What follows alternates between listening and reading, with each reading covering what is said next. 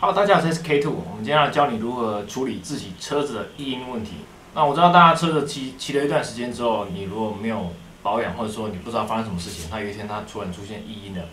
你一定会想把它处理掉。但你如果没有相关的处理经验，你可能不知道说自己的车子异音是从哪里发出来，然后你也不知道怎么处理。那今天我简单分享一下我过去的处理异音的经验。那你如果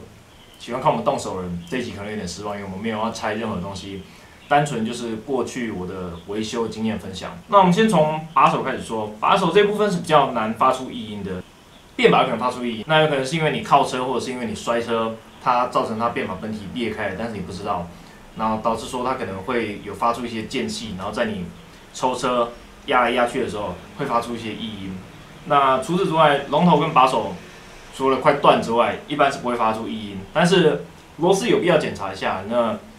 如果螺丝断掉了，但它断在里面，那两颗螺丝的尸体一直摩擦的时候，可能就会发出一些异音。其次是头管的部分，头管的部分有两颗培林，分别是上培林跟下培林。上培林跟下培林损坏的速度不一定会是一样的。我看过有些车是上培林锈很厉害，但下培林还好的，或者说下培林已经完全锈光了，但上培林还是好的。损坏的速度取决在于你常室内骑或者是在室外骑。那下培林损坏的时候，有可能是你常常在室外骑，然后或者是碰到下雨天。前溅上来的水造成下面生锈，导致它整个里面生锈卡死，或者是造成它的轨道生锈。那时候就是会是下培林坏比较快。但是你如果常常室内骑，你常常汗一直滴在上管的时候，很有可能就是上培林会先锈掉。上下培林的规格大概有几千种，尤其是现在上下液晶管很流行，所以上培林跟下培林的规格有时候用的不一定会是一样的。像我用的就是上培林1/8，然后下培林是1/4，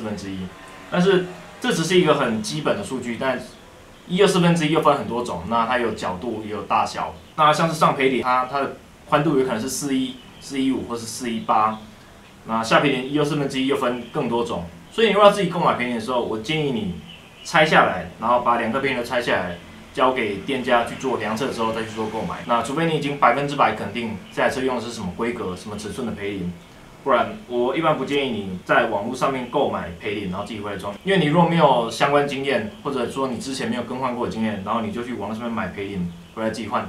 很有可能会造成尺寸不合，然后你就要浪费钱。头碗培林这一部分我就花很多冤枉钱，就囤了很多自己根本用不到的头碗培林，或者说可能要好几年之后才会用到一次。那你要怎么知道自己的头碗坏了没？一般就是在转向的时候，它转起来应该是很轻盈，然后没有颗粒感的。那你如果转起来有颗粒感的时候，一般有两个可能。有一个情况是你龙头上盖锁得太紧，然后造成它的培林压得太紧，所以运转起来不顺畅。因为你要知道，玩主培林实际上装上车的时候，它是有受压力的，所以你如果拆下来，然后轻轻这样转，它有时候会很顺畅。但你一旦用力压下去转的时候，它可能颗粒感就会出来。上盖紧度一般不用锁太紧，但是你必须要抓在一个前叉不会晃动，但是培林又不会过度受压的情况下去锁紧这个上盖螺丝。那另外一个情况就是轨道或是珠子生锈，然后导致说它培林运转起来不顺畅。只要你的把手转起来有颗粒感的时候，几乎8、9不离10都是上下培林一定有一颗出问题，或者说两颗可能都挂了。那时候就是要把把手跟前叉整个拆开，然后把两颗培林拿下来，看看到底是哪一颗出问题。培林坏到一个程度的时候，你可能前叉怎么锁都会锁不紧。你上盖已经锁紧，但是你用力按前叉的时候，还是会发现前叉有晃动。那个时候很有可能就是培林坏掉，因为我之前就有遇过，它虽然转起来很顺畅，可是它的轨道其实已经受损了，所以导致说，当我实际上在受压给它压力的时候，它其实承受不住，所以无论我上盖怎么锁，前叉都是松的。之后更换了头碗培林之后，才解决这个问题。OK， 接着我们来说一下坐垫。坐垫主要有它的做工基底跟它的泡棉层，还有它的外面那个表皮组成的。坐垫有时候会发出一些异音，那你如果不知道有什么判别是坐管或者是其他地方发出的异音，其实很简单。你如果坐骑的时候才有声音，但是抽车的时候没有声音，那就表示说有很高的几率可能是坐管或者是坐垫其中一个发出问题。坐垫用久了，难免它的基底会裂开。那无论是买 Specialized、Visic 或是买 Selitalia， 从几千块的坐垫到几万块的坐垫，它的基底都有可能裂开。你用2、3个月或者是用2、3年，它都有可能。就是这一部分是跟品管人品都有一点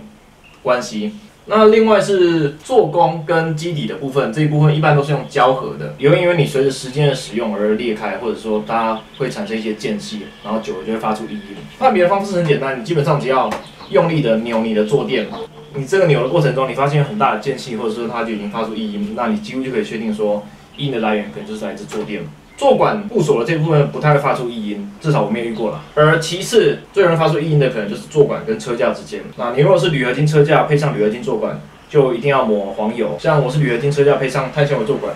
就必须要抹碳纤维止滑膏。基本上你只要有2个东西，其中一个是碳纤维，就一定要抹碳纤维止滑膏，不管是车架或是坐管，或者说2个都是碳纤维的时候，就一定要抹碳纤维止滑膏。但如果2个都是金属，一般就是抹黄油就好。那你如果是钛合金车架配上铝合金坐管，或是铝合金车架配上钛合金坐管，你可能就要抹铜膏，才可以防止它2个材质因为定位差的关系而咬在一起。另外是你如果是有像用坐垫包的，或者是用工具罐的朋友，里面的东西如果没有塞得很密，它也可能会在你骑行的时候发出一些异音 K crow 的。你如果是用工具罐的话，你在放完你的工具之后，上面如果还有一段空隙，你可以用报纸或是用气泡纸塞满剩下的空气，才可以防止它在骑行的时候里面的工具是在那边晃啊晃的。OK， 再来是夹器，夹器一般不太会发出异音哦。无论是用铝框、钛框，或是用碟刹，基本上在你非常用力按刹车的时候，它都有可能发出尖叫声。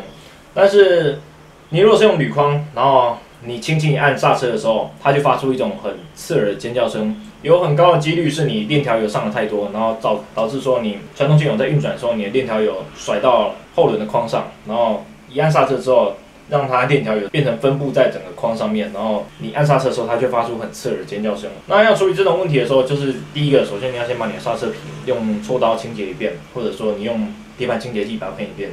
然后再用去脂油把框擦干净，一定要擦到非常干净。基本上这样清洁过一次之后，就可以处理掉后轮在刹车的时候会发出尖叫的问题。那另外是说夹器也是需要保养的，其实不管是双轴是单轴，或者说一些其他形式的夹器，它都有很多关节需要点油。那这个部分并不用常常点，因为夹器的油封一般不会做得太差，你只需要久久把它们关节稍微点个油就好。那记得在你上油的时候，尽可能把后轮拆下来，然后上完油之后，按做动完几次之后，就把多余的油擦掉，才可以避免说它的油滴到框上面，然后造成你的刹车失灵之类的。OK， 接下来我们来说说轮组。那轮胎一般不太会发出异音啦，因为轮胎如果发出异音，一般你距离摔车也不远了。最有可能发出异音的是花鼓。那我用的前花鼓是 Tune 的 Mega 70啊，那后面配的是 Mega 170，那前后都是培林的轮，有培林的东西就一定会坏掉可能。无论是用培林或是用滚珠的花鼓，都需要保养。那它时间久了你不保养，它当然会坏掉。前花鼓一般不太会有什么问题，那主要是后花鼓，后花鼓的压力比较大，它承载的重量比较重。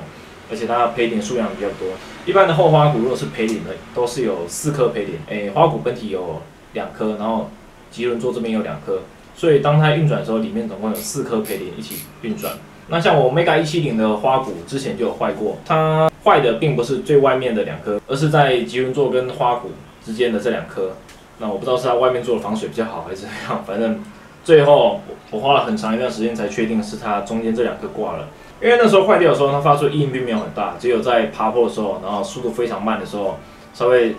隐约听到有一种很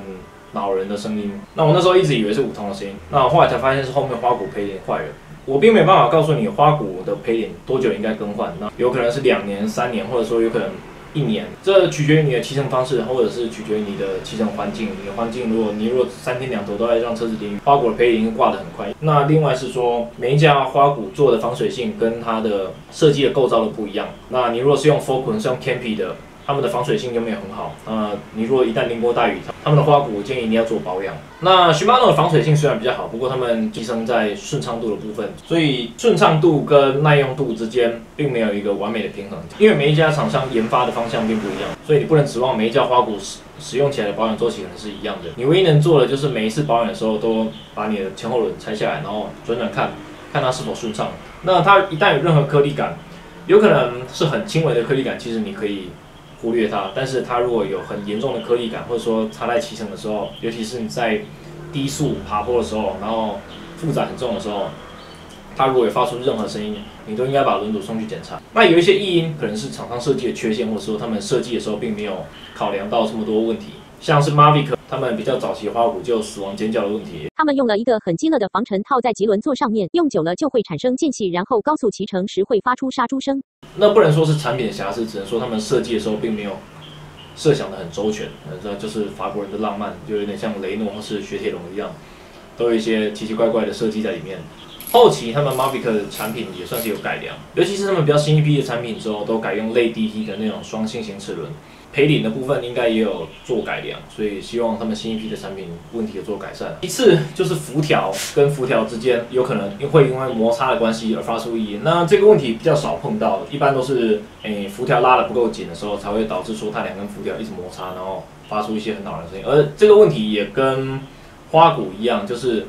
它一般在你高速骑乘的时候，你可能因为风切声太大声，所以或者它在高速骑乘，它并没有那么大的变形量的时候。你可能听不到它有摩擦的声音，但是一旦你在爬坡、你在抽车的时候，速度比较慢的时候，你可能就会听到辐条摩擦的声音。那种声音比较小，然后我也很少听到，所以你如果碰到那个问题，一般我会先建议你把轮组带去车店做检查，那才比较好确认究竟是辐条的问题，或者是花鼓本体的问题。OK， 接着我们来说明一下你最有可能发出异音的位置，也就是五通这一部分。那我们先从卡踏说起哦。Look 的卡踏跟 Shimano 卡踏一般还蛮耐用的，不太会发出异音。那我有一次真的把 Shimano 的卡踏踩到有异音，那组卡踏花了我3年的时间，我才把它踩到稍微有一点异音。那组又记得那时候是很入门的 Shimano R540，那时候一年大概骑12000公里到15000公里，这么高的里程数，将近5万公里的里程数之后，我才把 Shimano 卡踏踩到有异音，所以这个东西要坏其实还蛮难的，而且他们里面的油封一般做的挺好的。那无论你保养不保养，或者是说就算长时间淋雨，一般来说他们的顺畅度都可以维持得不错。但你如果用的是棒棒糖，你就必须要勤保养，因为棒棒糖的油封做的蛮差的。它虽然保养很快，你就是把它的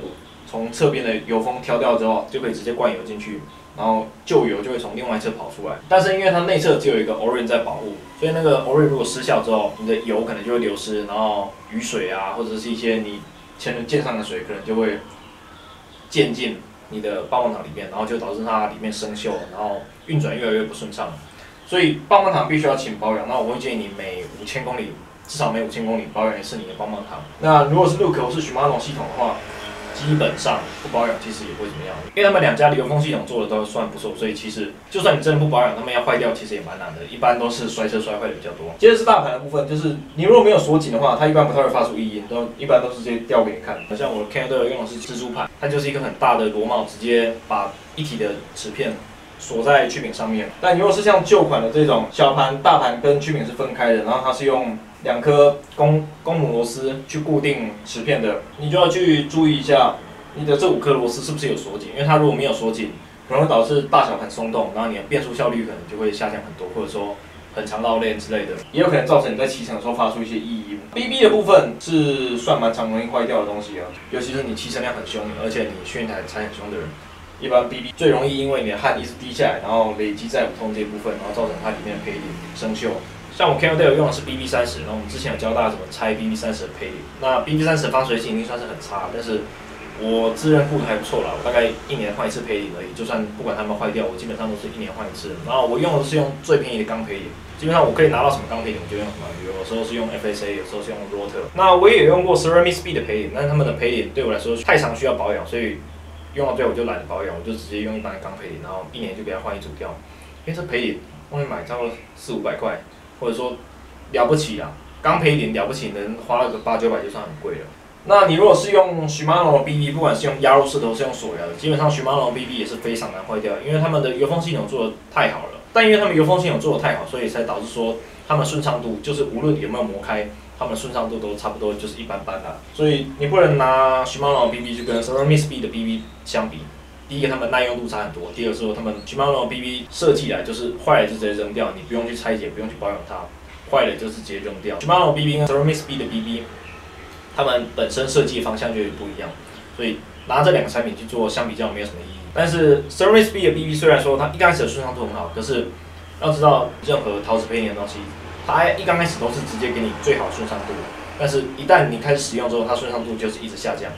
下降到一个程度之后，你要么保养，你要么就是直接更换一个新品。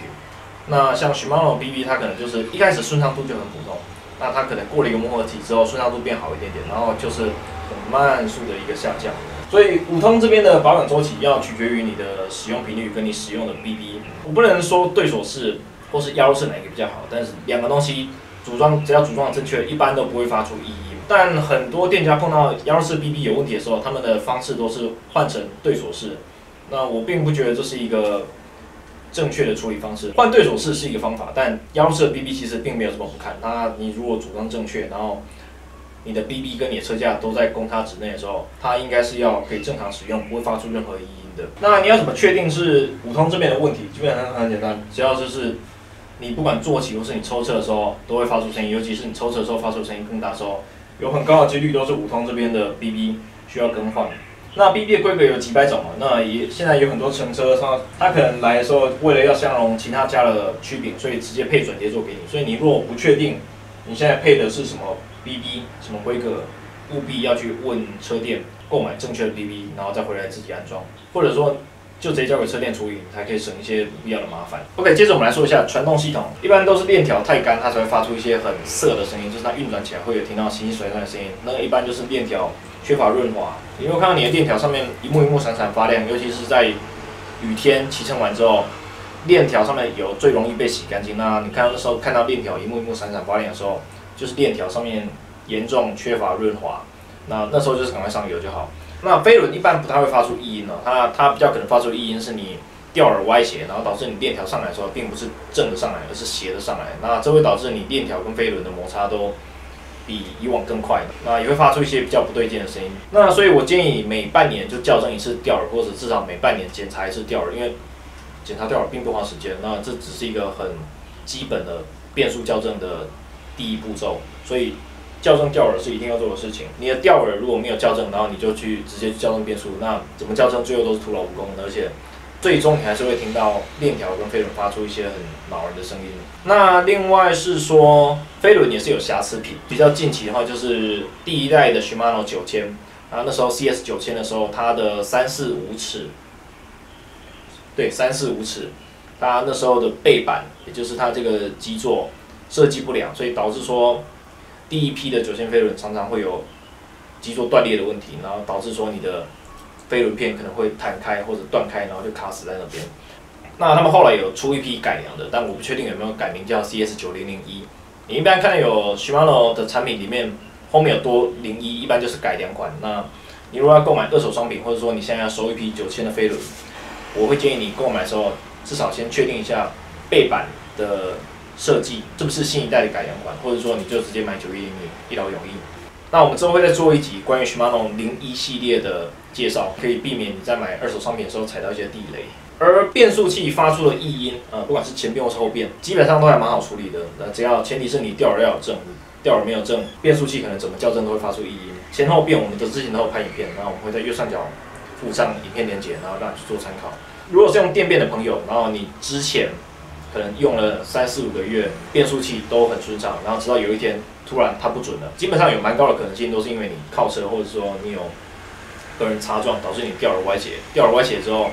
虽然说电变有自动校正的功能，但是它自动校正也不过几十条的空间而已，所以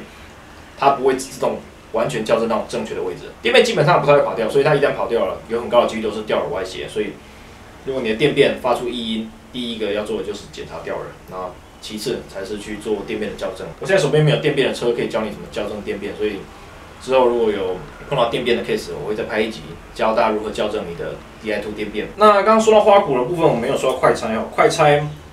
也是非常容易发出异音的一个部分，尤其是你用轻量化快拆的朋友，你可以看到快拆这支快拆这边已经变成银色了，但是另外一头这边还是黑的。那比如说它快拆在受力的时候，两边的压力并不是一样的。一般原厂的快拆都做得蛮耐用的，而且它一般重量也蛮重的。很多车友可能都会去改成轻量化快拆。那轻量化快拆并没有什么不好，但是轻量化快拆问题在于说它现在产品太多了，所以每一家轻量化快拆做的产品参差不齐。一般刚用的时候都不会出什么问题，都一般要用到3、4个月之后，快拆随着你每次抽车在那边扭啊扭的。然后或者说你释放快拆、拉紧快拆、释放拉紧快拆，造成它快拆上面这些锯齿状被磨平。所以你如果是用轻量化快拆的朋友，然后你现在车子有异音，那你觉得有可能是轮组那边发出来的，我建议你先把快拆拆下来，然后看看你的锯齿状还在不在。因为我看过很多轻量化快拆用到最后这些锯齿状都不见了，你就只会看到一圈银色闪闪发亮在那边。那个情况下100%会发出异音，或者说你可以直接拿原厂的快拆去做交叉测试。如果用原厂快拆没有声音，然后换成轻量化快拆有声音的时候，那你就可以确定就是轻量化快拆发出的声音。我不会说轻量化快拆不好，但就是说这个产品它的使用周期本来就不如原厂的这么耐用，所以不要指望说轻量化快菜寿命可以用的跟原厂快菜一样久。那就算是原厂快菜，它也会坏掉。轻量化的背后，它就是偷料，偷在一些其他地方。然后当然可能是偷耐用度，有可能是偷重量，或者说偷在一些你想不到的地方。但你如果是为了要轻量化，这个确实是一个选择，但它背后要付出的代价就是它的使用寿命可能比较短，或者说它可能使用一段时间之后，它就会发出异音。OK， 那以上就是我的简单经验分享。那如果你有任何关于异音的疑问，欢迎在留言下面提出，我们一一回复。那这是 K2，我们下次见。